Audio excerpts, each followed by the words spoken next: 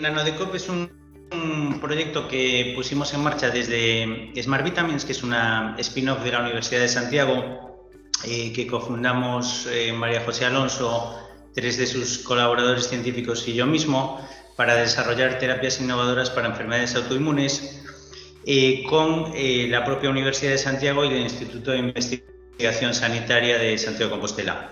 El proyecto trata de desarrollar un tratamiento que tiene una doble acción: prevenir y tratar el COVID-19, ¿no? Se basa en la tecnología patentada por la Universidad de Santiago, fruto de la investigación de más de 20 años del laboratorio María José Alonso, que son al final una serie de nanovehículos que incrementan el efecto bioactivo de determinados compuestos.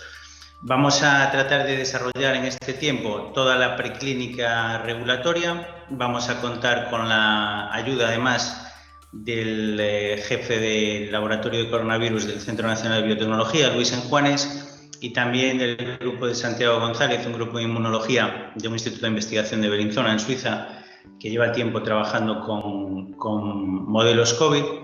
Y finalmente, el objetivo es tratar de llegar a un ensayo clínico exploratorio de seguridad en el Hospital Clínico de Santiago, pues en la parte final del proyecto, ¿no?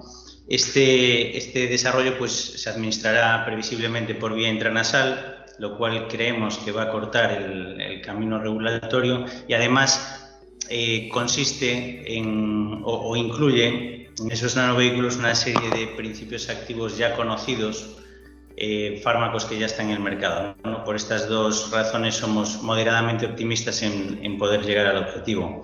La convocatoria Conecta COVID pues ha sido fundamental para poder arrancar con todo este desarrollo. Nosotros teníamos algunas pruebas de concepto, pero desde luego todo lo que queda por delante sería imposible de abordar sin esta financiación.